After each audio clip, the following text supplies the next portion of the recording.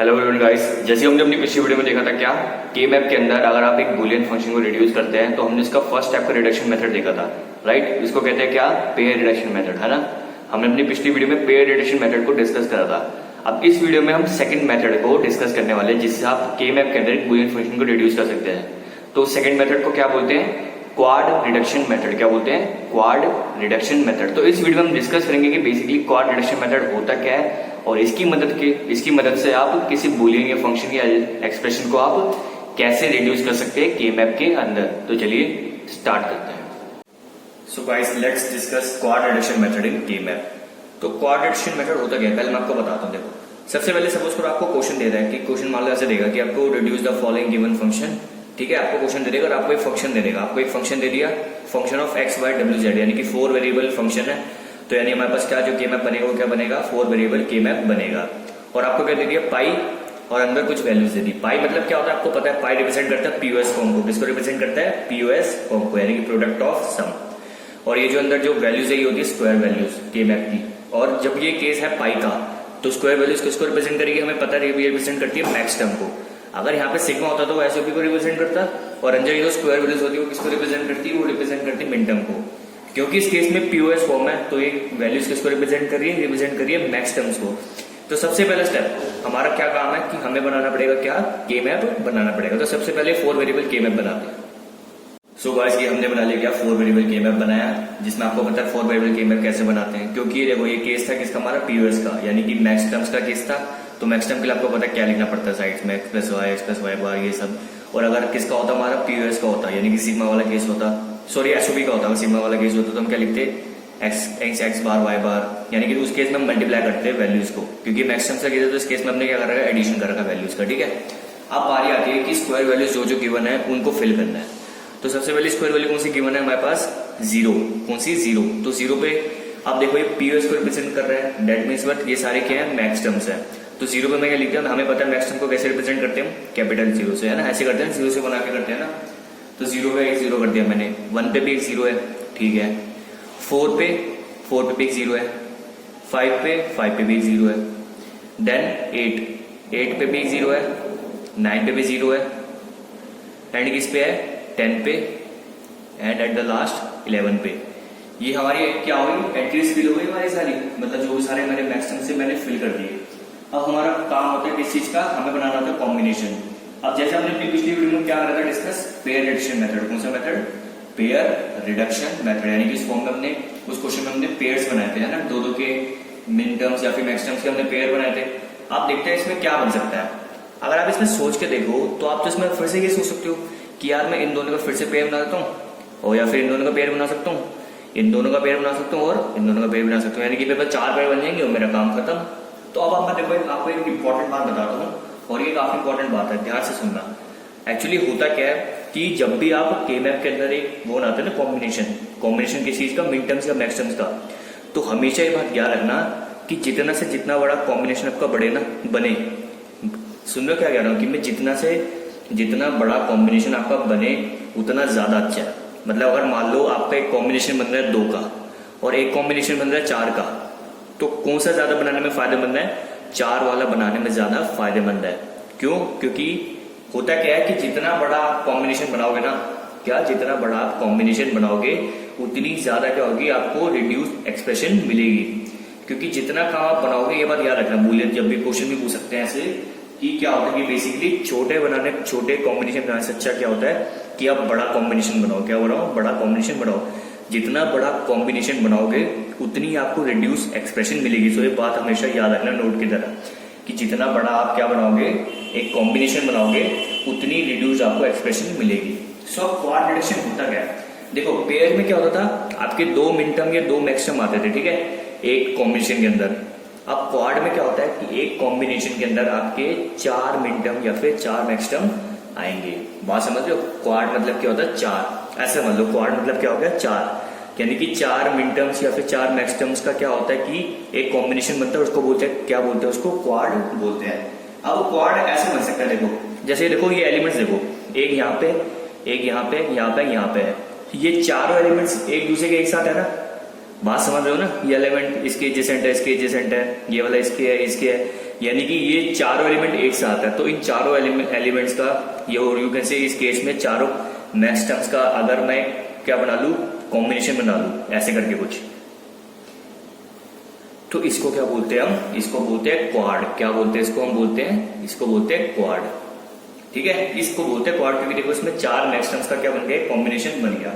Similarly अगर आप यहाँ पे देखो, यहाँ पे भी जो चार एलिमेंट्स है, बात समझ लो, ये जो चार मैक्स टर्म्स है ये भी सारे एक साथ आ रहे हैं। क्या आ रहे हैं, सारे एक साथ। तो अगर इन चार को मैं ऐसे भी कर दूं तो ये कैसे बना दूं, तो ये भी तो चार का क्या बन गया, ये भी तो चार का कॉम्बिनेशन बन गया।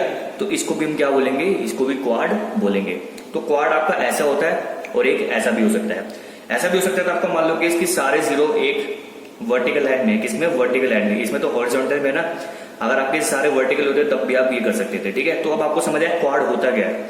चार मिन टर्म्स या फिर चार मैक्स टर्म्स का कॉम्बिनेशन को क्या बोलते हैं, क्वाड बोलते हैं।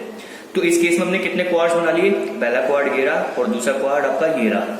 अब बात आती है, अब इन क्वाड को रिड्यूस करना है। क्या करना है, इनको रिड्यूस करना है क्वाड्स को। तो अब करना क्या, देखो सबसे पहले हमारा जो क्वाड वन है, क्या क्वाड वन, वो किस किस से मिलके बना, जहां से देखो वो मिलके बना हमारा capital M0, capital M1, capital M4, capital M5, इससे बना ना। यानी कि capital M0 into capital M1 into capital M4 into capital M5। आपको तो पता ही है कि मैक्स टर्म्स को, क्योंकि सारे स्क्वायर वैल्यू मैक्स टर्म को रिप्रेजेंट कर रही है और हर एक मैक्स टर्म को क्या हम कैपिटल M से रिप्रेजेंट करते हैं। और ये क्या होते हैं कि स्क्वायर वैल्यूज होती है। और मैक्स टर्म में आपको पता है कि वैल्यूज का मल्टीप्लिकेशन होता है, यानी कि प्रोडक्ट होता है एक दूसरे के बीच में, जो उसके मैंने प्रोडक्ट कर रहा है। तो इसके इक्विवेलेंट जो हमें क्या मिलेगी, एक्सप्रेशन को क्या मिलेगी, देखते हैं ध्यान से जरा। अगर आप इस साइड देखो, क्या इस साइड देखो, इक्विवेलेंट एक्स वाई वाली साइड में कौन कौन सी वैल्यूज कवर हो रही है, एक ये कवर हो रही है और एक ये कवर हो रही है ना। क्योंकि इस साइड में देखो ओनली दो वैल्यूज कवर हो रही है। अब मैंने आपको पिछली वीडियो में जैसे एक ट्रिक बताई थी कि आप हमेशा उस एलिमेंट को कंसीडर करके चलो जो चेंज नहीं हो रहा, और जो चेंज हो रहा है उसको हटा दो। देखो इसमें कौन सा है जो चेंज हो रहा है, y था पहले, फिर y बार हो गया। क्या था, पहले y था, फिर क्या हो गया, y बार हो गया। यानी कि y अपनी वैल्यू चेंज कर ली। लेकिन x क्या था, पहले भी x था, अभी भी x है। यानी कि x हमारे पास रहेगा और इस साइड में y हमारा हट जाएगा, y वाली टर्म हमारी हट जाएगी और हमारे पास क्या बचेगा, x बचेगा। क्योंकि x कांस्टेंट है, x अपनी वैल्यू चेंज नहीं कर रहा। और आपको फिर भी डाउट है, ये तो वैसे शॉर्ट ट्रिक है कि मैंने कैसे पता लगा लिया कि जो चेंज नहीं कर रहा उसको रखो, जो चेंज कर रहा है उसको हटा दो। और ट्रिक क्या है इसकी, सिंपल। अगर आप इसको ऐसे भी सॉल्व करो, रफ में करके दिखा रहा हूँ, x plus y into x plus y bar करो, तब भी आप सॉल्व करोगे तब भी आपको x मिलेगा। कैसे, क्योंकि x इंटू एक्स क्या हो गया, x प्लस में एक्स वाई बार प्लस में एक्स वाई प्लस में वाई इंटू वाई बार क्या होता है, जीरो। कॉम्प्लीमेंट्री लॉ हमने पढ़ा था। ठीक है, तो इतना आ गया। अब देखो इन दोनों में कॉमन क्या रहा है, x, तो 1 प्लस वाई बार बचा प्लस में एक्स वाई। 1 प्लस वाई बार क्या होता है, किसी को 1 से ऐड करो तो हमेशा 1 ही आता है, तो ये हो जाएगा x प्लस में एक्स वाई। कॉमन क्या आ रहा है, x, क्या बचा 1 प्लस वाई, तो 1 प्लस वाई तो 1 होता है, तो हमारे पास क्या आ गया आंसर, x ही आ गया। ठीक है, तो शॉर्ट ट्रिक क्या है, सबसे आसान कि जो चेंज हो रहा है उसको रखो, जो चेंज हो रहा है उसको हटा दो। तो इधर हमें क्या मिल गया, हमें मिल गया इधर x, और इस साइड देखो हमें क्या मिलेगा, देखो इधर देखो कौन कौन सी दो वैल्यूज कवर हो रही है, एक ये कवर हो रही है और एक ये कवर हो रही है ना। तो इसमें क्या चेंज हो रहा है, इसमें z चेंज हो रहा है, z से z बार में w कांस्टेंट है तो w रह जाएगा, तो प्लस में क्या आ जाएगा, w आ जाएगा। क्या हो जाएगा, x प्लस w हो जाएगा। तो ये मिल गया हमें क्या, x प्लस w मिल गया। क्यों मिल गया, आपको समझ आ गया होगा, क्योंकि मैक्स टर्म्स में वैल्यू का सम होता है और ये क्या था, बेसिकली पीओएस वाला केस था। क्या था हमारा, पीओएस वाला। तो इसमें हमने मैक्स टर्म्स को क्या करना था, मल्टीप्लाई करना था, और ये हमें क्या मिल गई, हमारी पहली मैक्स टर्म मिल गई। यानी कि इस क्वाड को रिड्यूस करके हमारी पहले मैक्स टर्म मिल गई। अब हम क्या करेंगे, इस क्वाड 2 को रिड्यूस करेंगे। क्या करेंगे, इस क्वाड 2 को रिड्यूस करेंगे। सो क्वाड 2 में अगर देखूं मैं, तो देखो क्वाड 2 पहली बार किससे मिलकर बना है, M8, M9, M10 और M11। यानी कि M8 into M9 into M10 into M11। ये आपको पता है कि मैक्सिमम को मल्टीप्लाई क्यों करूँ, क्योंकि पीओएस वाला केस है। पीओएस में क्या होता है, प्रोडक्ट ऑफ सम, और you can say product of max terms. तो मैक्स टर्म्स का प्रोडक्ट कर रहा हूँ, तो इसके इक्विवेलेंट मुझे एक्सप्रेशन क्या मिलेगी, देखो एक्स वाई वाली साइड में कौन सी वैल्यू कोरस्पॉन्ड कर रही है, ओनली ये एक्स बार प्लस वाई। कौन सी वैल्यू कोरस्पॉन्ड कर रही है, एक्स बार प्लस वाई। यानी कि एक्स बार प्लस वाई तो हमारे पास आएगा। ठीक है, अब देखो डब्ल्यू जेड वाली साइड में कौन सी वैल्यू कोरस्पॉन्ड कर रही है, ये भी कोरस्पॉन्ड कर रही है, ये भी कोरस्पॉन्ड कर रही है, ये भी कर रही है और ये भी कर रही है। यानी कि देख रहे हो आप, चारों की चारों वैल्यूज कॉरेस्पॉन्ड कर रही है। अब आपको मैं एक और इंपॉर्टेंट बात बताता हूँ। दो चीजें होती हैं, एक होता है एसओपी और एक होता है पीओएस। तो ये बात एज अ नोट याद रखना हमेशा, क्या कि अगर मान लो एसओपी वाला केस आता है आपका, कौन सा केस आता है? एसओपी वाला, यानी कि आपकी अगर सिग्मा होता और अगर मान लो आपकी ये सारी वैल्यूज कवर हो रही होती, मेरी बात समझ रहे हो? एसओपी का केस होता और अगर मान लो किसी एक केस में आपकी ये सारी वैल्यूज कवर हो रही होती, तो उसके इक्विवेलेंट जो क्या मिलती है हमें, रिजल्ट मिलता है, वो हमेशा क्या मिलता है हमें? 1 मिलता है। क्या मिलता है हमें? 1 मिलता है। क्योंकि ये देखो केस किसका है? अब देखो ये है केस पीओएस का। किसका केस है? पीओएस का। और अगर पीओएस में अगर आपकी सारी वैल्यूज कवर हो रही है ना, तो हमेशा याद रखना इसके इक्विवेलेंट हमें रिजल्ट क्या मिलेगा? 0 मिलेगा। क्या मिलेगा? 0 मिलेगा। यानी कि आप इसको मेरे को खुद सॉल्व करके देख सकते हो, मैं दिखा के दिखा सकता हूँ आपको कि w plus Z into W plus Z bar into W bar plus Z bar into W bar plus Z. अगर आप इसको पूरा सॉल्व करने बैठोगे ना, सॉल्व करके देखोगे, आपको रिजल्ट हमेशा लास्ट में 0 ही मिलेगा।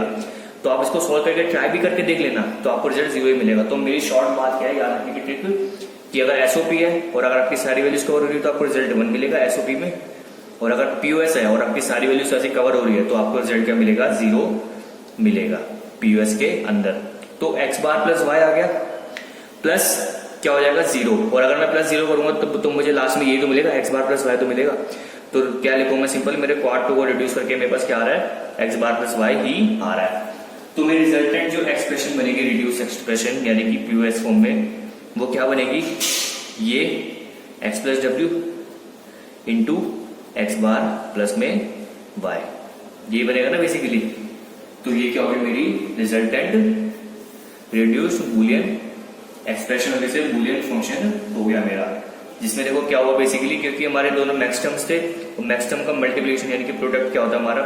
पीओएस होता है। तो हमें क्या मिल गई? बेसिकली बुलियन फंक्शन मिल गया रिड्यूस फॉर्म में, and this is what quad reduction method in K map.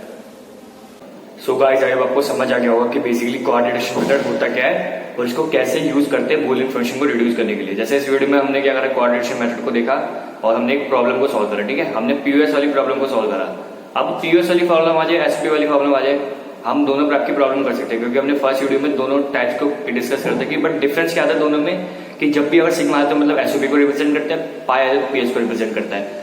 अंदर जो स्क्वायर्स होते हैं सिग्मा वाले केस में वो क्या हो जाते हैं? मिड टर्म्स, और पाई वाले केस में अंदर जो वैल्यूज होती है स्क्वायर वैल्यूज वो क्या होती है? मैक्स टर्म हो जाती है। बस थोड़े थोड़े डिफरेंस है, बाकी तरीका दोनों का लगभग सेम है। मतलब कि पीओएस में कैसे करना है, एसओपी में कैसे करना है, ये हमने डिस्कस पहले कर चुके हैं। सो इस वीडियो में सिर्फ इतना ही था। अगर आपको कोई डाउट हो तो पूछ सकते हैं। Till then goodbye, take care.